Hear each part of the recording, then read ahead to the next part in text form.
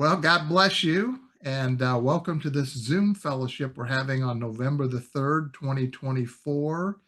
And I'm Mike Lawrence, and I'm blessed to be able to share.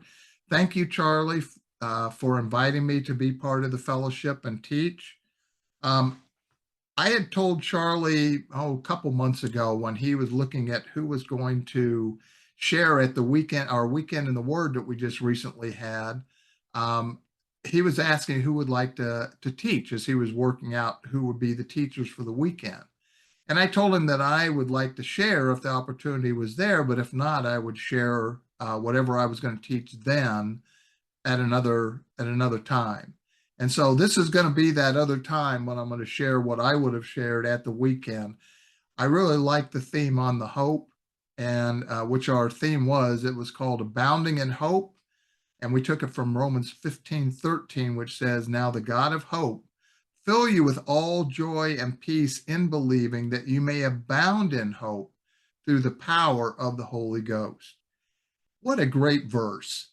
And I just was so blessed with it and with the teachings that we had. I don't know if they're all up on the website yet, but they will be soon. I think all the Facebook recordings are, but the other ones I think will be up before long, but you can go out and start to see what's out there. But I love that verse. Hope is listed in there twice. And now the God of hope, the God of hope. Without hope, it's hard to have joy and peace and believing, because sometimes we get caught up in the day by day activities. Sometimes they're great things that get us wrapped up. Sometimes we get caught and drugged down into the depths of terrible situations in our lives, something that's totally unexpected. But when we have a God of hope, it encourages us and it gives us peace. And he says not only is he the God of hope, but he wants us to abound in that, to be super abundant in that hope. And it's through the power of the Holy Ghost. Man, what a great verse. Well, I'm not going to teach on that verse, but it's a great starting point, especially since it was our theme from the weekend in the Word. Um, what I want to teach on, I'm titling Joseph's Hope. And I'm going to be talking about our Joseph from the Old Testament. And while I was thinking about some of these things for the weekend, this gentleman came to mind. What a wonderful guy. And I want to talk a little bit before I get into Joseph's hope. I want to talk a little bit more about what the hope is. Um, Many times today, what we think about when we think about the hope is the hope of Christ's return or the gathering together, because that's so much of what we've talked about. We call it the hope or our hope, and that is our hope, or at least part of it. And it's a big part of our hope, because knowing that we have a future ahead of us, and that God is either going to raise us from the dead or change us at the gathering together, or for those who died before the day of Pentecost, that they will be, those that are the just will be raised in the resurrection of the just. Those are all great things that are coming. So the hope is something that we have, and it's a wonderful thing to have. The events for the hope are promised to us by God, but are not available today, but are still coming in the future. We can't believe for it to happen because it's not available yet, and that's why it's called the hope. You can pray all you want that Jesus Christ is going to come back tomorrow, and it doesn't make any difference. Jesus Christ will come back when God says it's time to go, and Jesus Christ comes back. Not until that time. None of your believing or my believing is going to change that one bit. So let's define hope biblically before we go on. In today's vernacular, hope is often used interchangeably with the word wish. In the Cambridge Online Dictionary, it defines it as to want something to happen or to be true, and usually have a good reason to think that it might. That doesn't sound very sure of something happening.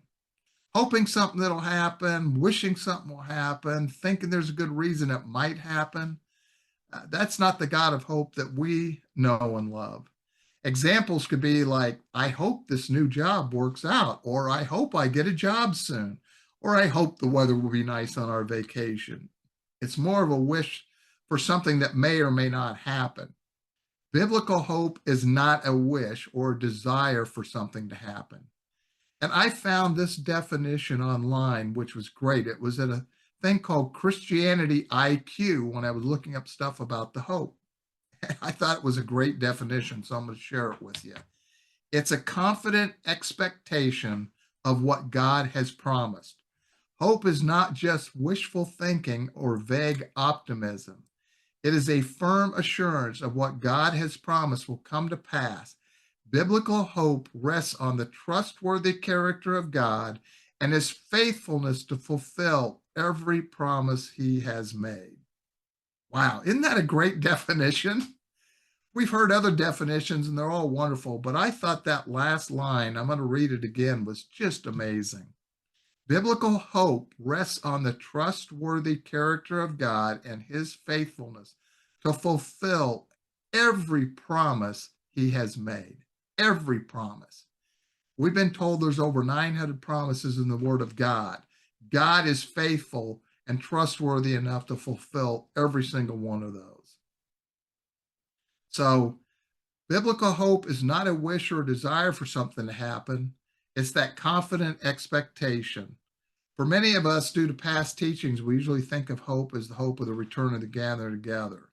But I want to go to where this God of hope first set hope for man. And we're going to go to Genesis 3:15. And I'm going to go through these pretty quick. And I will put enmity between thee and the woman, and between thy seed and her seed. It shall bruise thy head, and thou shalt bruise his heel. Now, many believe that this seed, when it talks about her seed, refers to the coming Messiah. It's a prophecy, one of the first prophecies in the Word, if not the first prophecy, but it's also the hope. It's the promise for all mankind that they will not be abandoned by God, but that he has a plan for their redemption. In the midst of the fall of mankind, God promises hope. Our God is not one who will leave us in our desolation or despair. He will never leave us or forsake us. I want to read from the Hebrews 13:5 Amplified Version for what I just shared.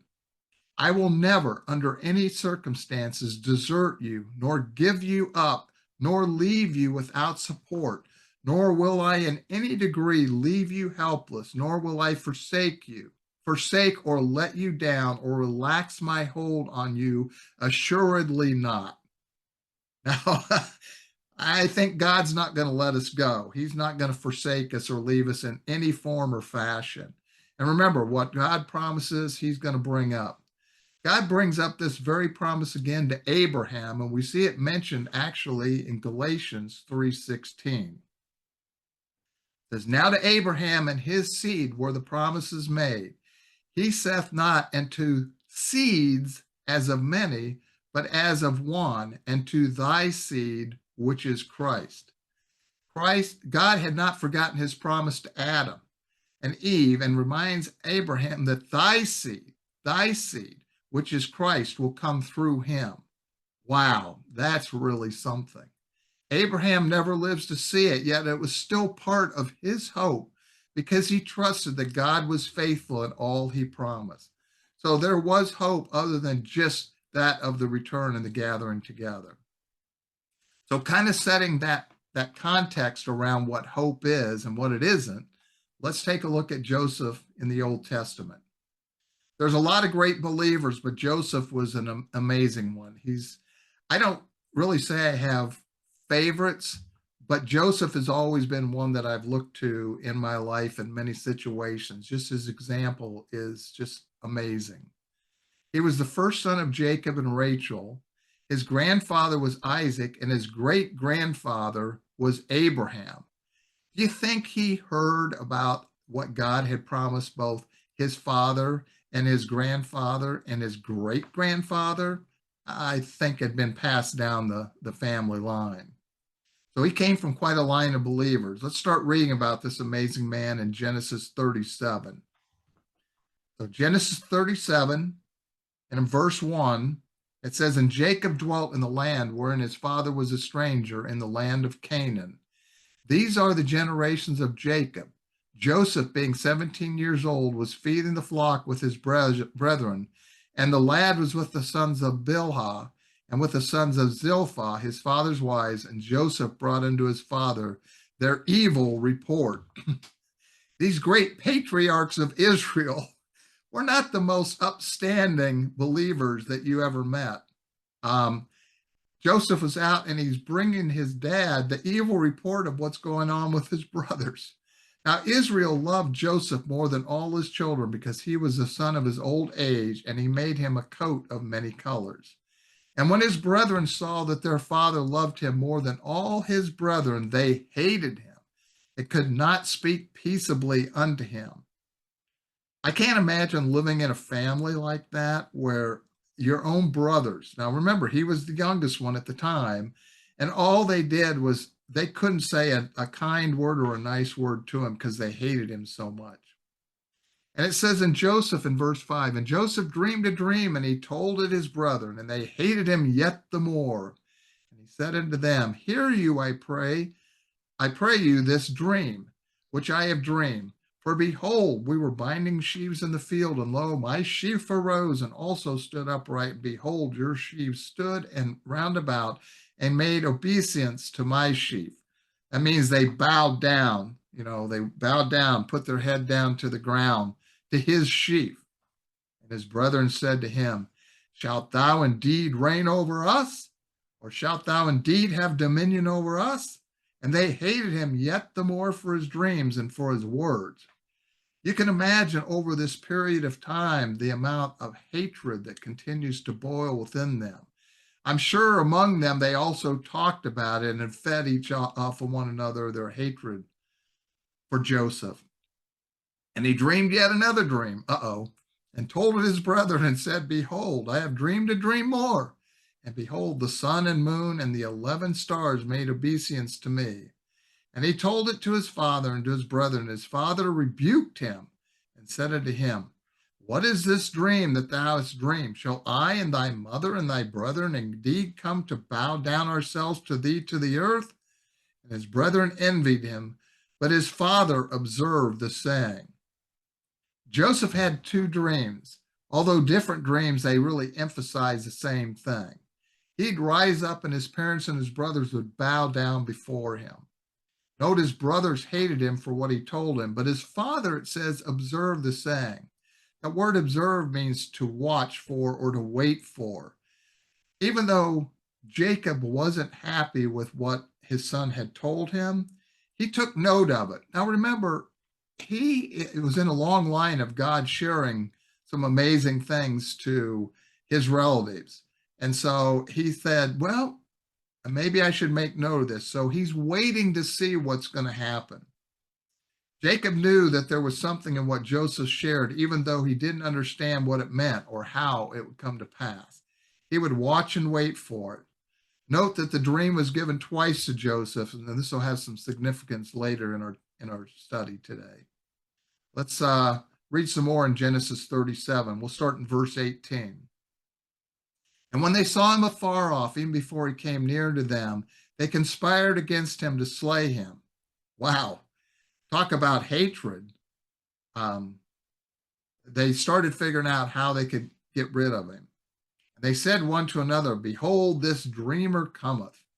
And come now, therefore, and let us slay him, and cast him into some pit, and we will say, some evil beast hath devoured him, and we shall see what shall become of his dreams. Oh, he's so smart. These dreams, yeah, we know how to put an end to his dreams. And what he said, we'll kill him. That'll put an end to all of it. And Reuben heard it, and he delivered him out of their hands and said, let us not kill him. Reuben said unto him, shed no blood, but cast him into this pit that is in the wilderness, and lay no hand upon him, that he might rid him out of their hands to deliver him to his father again. It came to pass when Joseph was come unto his brethren, they stripped Joseph out of his coat of many colors that was on him. And they took him and cast him into a pit, and the pit was empty, there was no water in it. They sat down to eat bread, and they lifted up their eyes and looked, and behold, a company of Ishmaelites came from Gilead with their camels bearing spicery and balm and myrrh, going to carry it down to Egypt. Now, they're up there eating, Joseph is in the pit. I'm sure they were talking about what they had thought about doing and how Reuben had stopped him. He heard all this while he's sitting in the pit, and all of a sudden along comes this caravan, and they start making plans. And Judah said unto his brethren, what profit is it if we slay our brother and conceal his blood? Come, and let us sell him to the Ishmaelites, and let not our hand be upon him, for he is our brother in our flesh. And his brethren were content. He said, look, we can't make any money off of him if he's dead, but maybe we can sell him and put a little pocket money into, get a little pocket money out of this. And he said, yeah, that's a good idea. Then there passed by Midianites, merchantmen, and they drew and lifted up Joseph out of the pit and sold Joseph to the Ishmaelites for 20 pieces of silver. And they brought Joseph into Egypt. Now, just as a side note, what's interesting is the Ishmaelites and the Midianites are relatives of Abraham. So these are distant cousins, so to speak, that they were selling Joseph unto. So no extra for that little tidbit.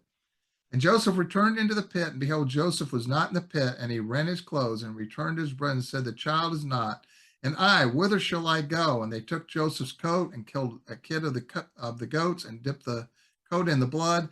And they sent the coat of many colors, and they brought it to their father and said, this have we found. Know now whether it be thy son's coat or no.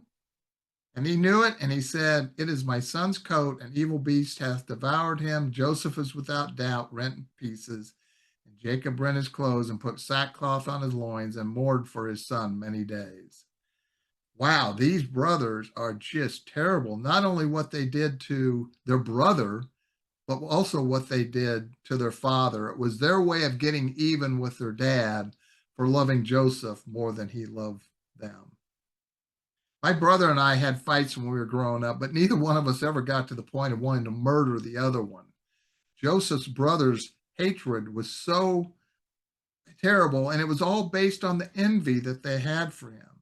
They thought, we'll show you, father's favorite son and dreamer, we'll show you. We'll kill you, and in that dream make our father regret choosing you as his favorite. If not for Reuben, they would have killed him. Instead, they sold him into slavery and made a little money on top of it. They figured they'd never see that kid again. And Joseph at this time would have been about 17 years old when he was taken into Egypt. Next time we read about Joseph, he was taken down to Egypt and sold to a man by the name of Potiphar. Let's go to Genesis 39.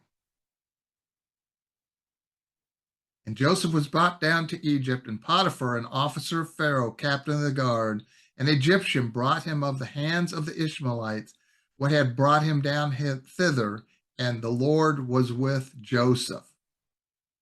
You're going to see that phrase several times throughout these records. The Lord was with Joseph. Remember I read that verse that God will never leave us nor forsake us, all those when the Amplified. He never left Joseph, even though his brothers had sold him into slavery. Wow, he had never forsaken him. Do you think Joseph knew that the Lord was with him? I'm sure he did. Well, let's look at what follows. Go back to verse 2. And the Lord was with Joseph, and he was a prosperous man, and he was in the house of his master, the Egyptian. Now, this didn't happen overnight. It would have taken some time for this to happen. So he's been sold into slavery. Potiphar buys him. And over a period of time, he rises up. And his master saw that the Lord was with him, and that the Lord made all that he did to prosper in his hand. And Joseph found grace in his sight, and he served him, and he made him overseer over his house, and all that he had he put into his hand. And it came to pass from that time that he had made him overseer in his house and over all that he had, that the Lord blessed the Egyptian's house for Joseph's sake.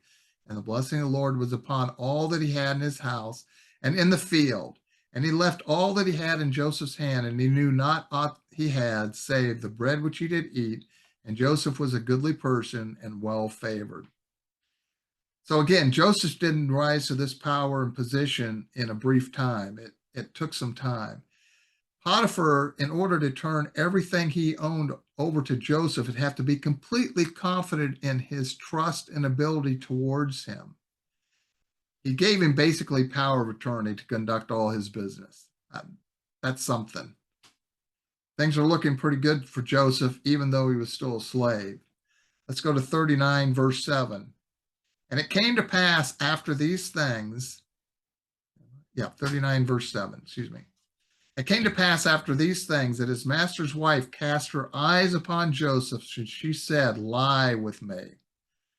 Let's go out and tell a little white lies together. No, that's not what she's referring to, right? She's talking about she wants to take him to bed. She wants to have sex with him. But he refused and said unto his master's wife, behold, my master wotteth or knoweth not what is with me in the house. And he hath committed all that he hath to my hand.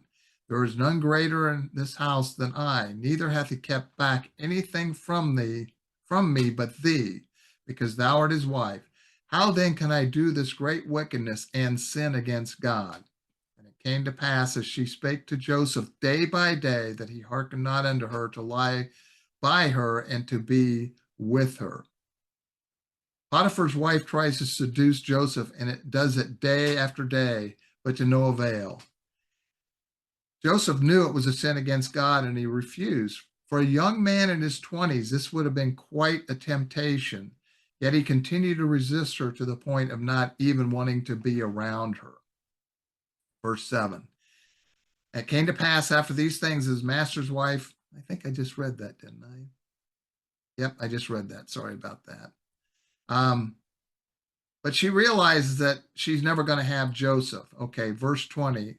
She accuses him of rape and to Potiphar, even though Joseph was innocent.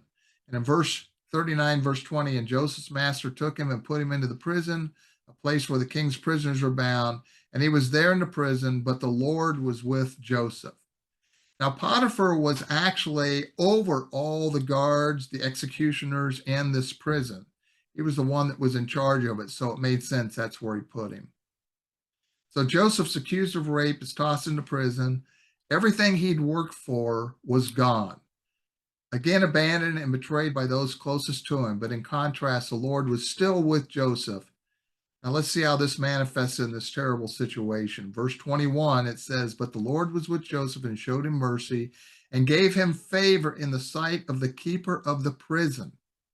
And the keeper of the prison committed to Joseph's hand all the prisoners that were in the prison, and whatsoever they did there, he was the doer of it. The keeper of the prison looked not to anything that was under his hand, because the Lord was with him, and that which he did, the Lord made to prosper. Joseph eventually becomes the overseer of the prison. That's unheard of, because the keeper of the prison was putting his own life and freedom in the hands of a prisoner. He could be executed for abdicating his responsibilities.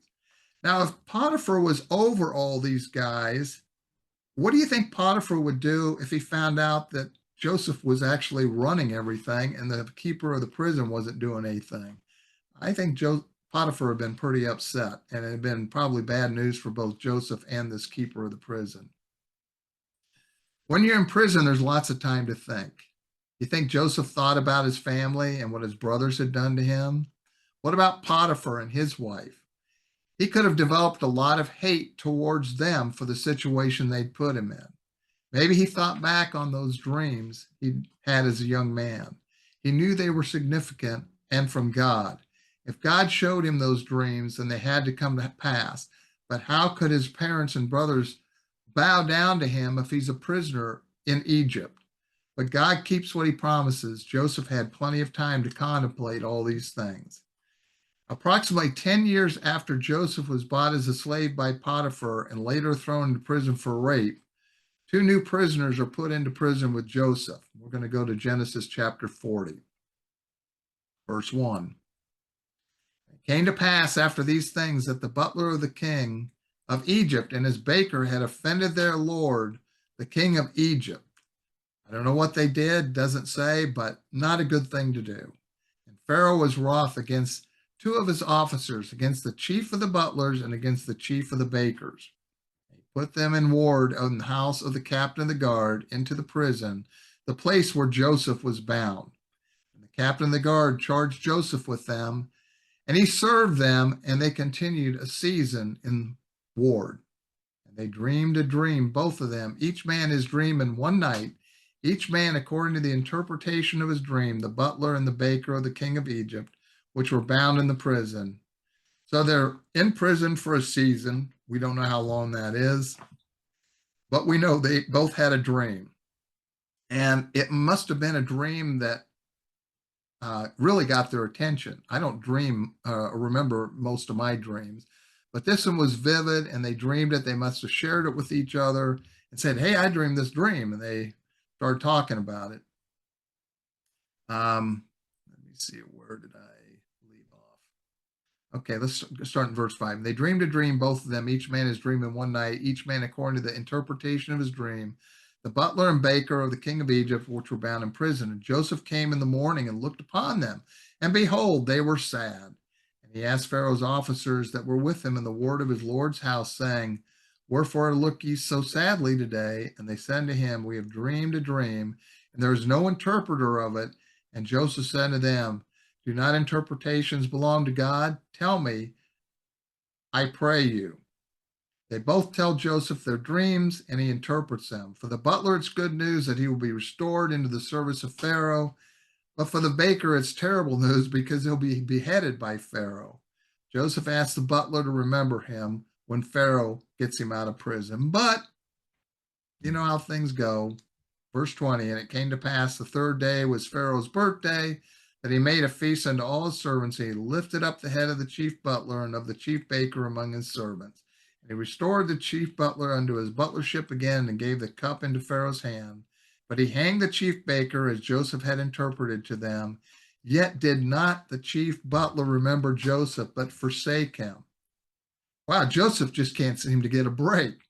Yet we know the Lord was still with Joseph, and more importantly, Joseph knew it. 2 full years later, Pharaoh has two dreams and tries to get his priests and counselors to interpret the dreams, but they couldn't do it. Then the butler remembers his promise to Joseph, and Pharaoh calls Joseph from prison to interpret the dreams. We're going to go to Genesis 41 and in verse 14. Then Pharaoh sent and called Joseph, and they brought him hastily out of the dungeon. And he shaved himself and changed his garment and came in unto Pharaoh. And Pharaoh said to Joseph, I have dreamed a dream, and there is none that can interpret it. And I have heard say of thee that thou canst understand a dream to interpret it. And Joseph answered Pharaoh, saying, It is not in me. God shall give Pharaoh an answer of peace. Now, Pharaoh hadn't shared his dreams yet Joseph already knew from what God was sharing with him that it would be an answer of peace, which is probably a good thing for Joseph, but Joseph doesn't know the dream, and it doesn't say that he knew what the interpretation would be at that point. You really have to trust God to stand in front of somebody as powerful as Pharaoh. The Pharaohs also saw themselves as gods on earth. And so nobody had more power than a Pharaoh. And to stand before a Pharaoh, and that's why his counselors and magicians wouldn't come up with an interpretation. They weren't going to guess and be wrong because they knew what would happen to him. And here's Joseph on the spot, trusting God to take care of him. But remember, Joseph had a hope that he was counting on this whole time. God had shown him 2 dreams which had not come to pass yet. And so he had a hope that would encourage him to stand fast, even in the most dire of situations. And this potentially had the potential to be one. So Pharaoh tells the dreams to Joseph. And in 41 verse 32, Joseph tells him, And for that the dream was doubled unto Pharaoh twice, it is because the thing is established by God. Joseph tells Pharaoh that his 2 dreams are really one and that God had shown it to him twice because it was established of God. It was absolutely going to happen. Remember, Joseph had 2 dreams. It's established. God told him in those 2 dreams, it's going to happen. It's absolutely going to happen. Verse 32, and that dream was doubled unto Pharaoh twice because the thing is established by God, and God will shortly bring it to pass. Now, therefore, let Pharaoh look out a man discreet and wise, and set him over the land of Egypt. I want to go back to that verse 32, and it says, and God will shortly bring it to pass. Just because God tells you something twice doesn't always mean it's going to come to pass in a short period of time. He had told Joseph something that this has gone on for years and had not happened, and it showed it to him twice. So sometimes I've heard people teach that if God shows it to you twice, it's going to come to pass shortly. This was specific for Pharaoh in this situation. When God shows something twice or tells you something twice, it's established, but we don't know when it's going to happen unless God tells you that specifically. Now here, God told Joseph specifically it was going to come to pass shortly. So Joseph then goes on to tell Pharaoh what needs to be done to save Egypt from the 7 years of famine following the 7 years of abundance. You need to choose a man to oversee all that need to be done. Verse 39, it says, and Pharaoh said unto Joseph, for as much as God hath showed thee all this, there is none so discreet and wise as thou art. Thou shalt be over my house, according to thy word shall all my people be ruled. Only in the throne will I be greater than thou. And Pharaoh said unto Joseph, see, I have set thee over all the land of Egypt. And Pharaoh took off his ring. That's his signet ring. Now, I don't have a signet ring. I've got a ring that my dad passed along to me. But the signet ring would have an emblem, and this would be the emblem of the Pharaoh, is what it would mean. And when Joseph would take that ring, and they would make a decree or a law, he would put wax on a seal and he would press that down into the wax, and that would seal that. That was the same as a I don't know, an affidavit or seal. We have a seal we just gave out at our weekend in the Word, recognition of ordination certificates to Ernie and Claudia Dahl. And on that is our seal. I wish I had a copy. Hold on just 1 second. I'm going to just do something I normally don't do.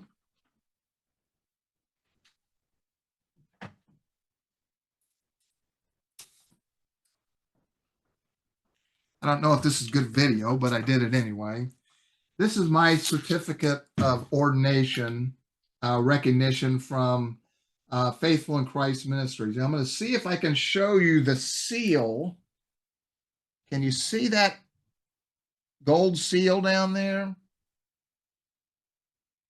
Well, it's embossed, and it is embossed with our logo. That is similar today what the signet ring would have been for Joseph back with Pharaoh. And there was none higher than Pharaoh. And so when he had the signet ring, it was as if Pharaoh had made the decree himself. He could do business. He could transact everything in Pharaoh's name. I mean, this is as much power as you could possibly even imagine. And put it upon Joseph's hand and arrayed him in vestures of fine linen, put a gold chain around his neck. He became like Mr. T. He had the gold chains around his neck. And made him to ride in the second chariot which he had. That was a great honor. To follow in the second chariot behind the Pharaoh shows his preeminence in the kingdom. And so he made him to ride in the second chariot which he had, and they cried before him, bow the knee, and made him ruler over all the land of Egypt. And Pharaoh said unto Joseph, I am Pharaoh, and without thee shall no man lift up his hand or foot in all the land of Egypt. And Pharaoh called Joseph's name, and I'm not even going to try it. He called out his nickname was Z, and he gave him to wife Asenath, the daughter of Potiphera, priest of On. And Joseph went out over all the land of Egypt. And Joseph was 30 years old when he stood before Pharaoh, king of Egypt. And Joseph went out from the presence of Pharaoh and went throughout all the land of Egypt. Wow. That is amazing. He went from prisoner to prince in less than 24 hours. We never know from day to day what God has in store for us. You can be in the worst situation today and the best situation tomorrow. God is never going to abandon us. He's never going to leave us. He's never going to forsake us. God is always with us. Remember, he is the God of hope. He wants us to abound in hope. He promises he's going to take care of us. That's our God. He's done that for Joseph. He can do that for you. Wow. It's interesting that Pharaoh does for Joseph what Potiphar had originally done. Potiphar had put him over all his house. Now Pharaoh puts him over all his house. Can you imagine the looks on the faces of Potiphar and his wife once they knew Joseph was second in command of all Egypt? Ooh, and they had to bow down before him. I bet you that was interesting. Now, for the rest of the story, a devastating famine hits that part of the world, and the only country with food and resources is Egypt, thanks to Joseph following the revelation received from God. The Lord certainly was with Joseph in the good and in the tough times. The famine finally gets so bad that Jacob, sends his sons to get food and supplies from Egypt. In Genesis 42, and the sons of Israel came to buy corn among those that came, for the famine was in the land of Canaan. And Joseph was the governor over the land, and he it was that sold to all the people of the land. And Joseph's brethren came and did what? Bowed down themselves before him with their faces to the earth. And Joseph saw his brethren, and he knew them, but he made himself strange unto them. Now remember, Joseph would have been dressed like an Egyptian at this time. All the clothing, how they shaved their head or did the things that they did, he would look like an Egyptian. He would not have been dressed like an Israelite. He would not have been dressed like that. So they didn't recognize him at all. Plus, remember, this has been quite a few years now since they last saw him when he was 17 years old. So verse 7 again, and Joseph saw his brethren and knew them, but he made himself stranger to them and spake roughly unto them. And he said unto them, Whence come ye? And they said, From the land of Canaan to buy food. And Joseph knew his brothers, but they knew him not. And Joseph remembered the dreams which he dreamed of them. Joseph had never forgotten those dreams. How many times in all those years did he think about them? We'll never know. But they must have given him hope that God would bring it to pass someday, even though every circumstance seemed to make it an impossibility. Yet here it was, his brothers bowing down to him over 22 years after they'd sold him into slavery. What must have gone through his head? After some time, Joseph actually revealed himself to his brothers. Now, a lot of things happen in between, which we're not going to get into. That's not really the point of what I'm sharing. I just want to show you how Joseph's hope carried him through so many things. Finally, they come back before Joseph. And in chapter 45, verse 1, it says, Then Joseph could not refrain himself before all that stood by him, and he cried, Cause every man to go out from me. And there stood no man with him, while Joseph made himself known unto his brethren. So he's probably in the court, in the palace that they were in, or wherever his place was that he did his business, and he couldn't take it any longer. And he sent everybody out but his brothers. And he wept aloud. Man, what a heart. He could have had them executed. They deserved it. You know, they were attempting murder on him. Yet after all those years, he didn't hate them. He remembered what God had showed him. And the Egyptians and the house of Pharaoh heard. Wow. It must have been emotional. And Joseph said unto his brethren, I am Joseph. Doth my father yet live? And his brethren could not answer him, for they were troubled at his presence. Oh, I'll bet they were. Again, this is when you wish you could have a camera and watch the faces as he says, By the way, I'm Joseph. How's dad doing? Wow. Now therefore be not grieved nor angry with yourselves. Ye sold me hither, for God did send me before you to preserve life. He knew there was a reason that things happen. I'm not saying God wanted him to have to go through that, but God knew that this is where it would take him eventually. Wow. verse 6. For these 2 years hath the famine been in the land, and yet there are 5 years in which there shall neither be earing or harvest. And God sent me before you to preserve you a posterity in the earth and to save your lives by a great deliverance. So now it was not you that sent me hither, but God, and he hath made me a father to Pharaoh and a lord of all his house and a ruler over all the land of Egypt. Eventually, Joseph brought all his family to dwell in Egypt. What got Joseph through all those terrible things in his life? It was his confidence in God's promise. He didn't have a written word to go to. He didn't have a Bible. It hadn't been written. But God showed him via the dreams that he had something special for him, and Joseph never forgot it. Hope encouraged him to stay the course in his life through the good times and through the bad. Hope is powerful. It allows us to look beyond the past and get through what's currently happening in our lives. God showed Joseph that he would take the Israelites out of Egypt someday, giving hope to his brethren. He even commanded that he wanted his bones removed from Egypt when they finally departed. He had the hope that God would do that for Israel, and Moses finally took his bones out of Egypt 144 years later. It talks about it in Hebrews chapter 11, verse 22. By faith or believing, Joseph, when he died, made mention of the departing of the children of Israel and gave commandment concerning his bones.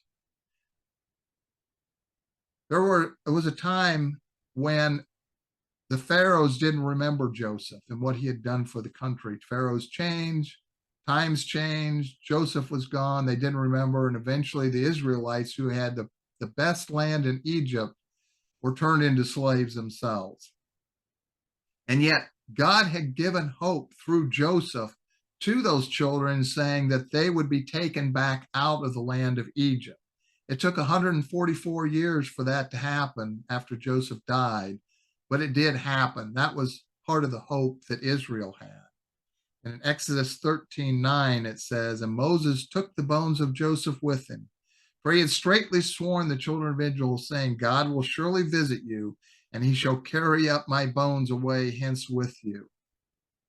Joseph was a wonderful believing man who put his trust in God and believed that what God promised, he would be faithful to perform. We have a hope now that our Lord and Savior Jesus Christ will gather together his church and that he will return someday, and all those who look to the hope of his first coming will be in the resurrection of the just, as prophesied in Revelation. We have a hope. Let it encourage us through the days ahead. God bless you.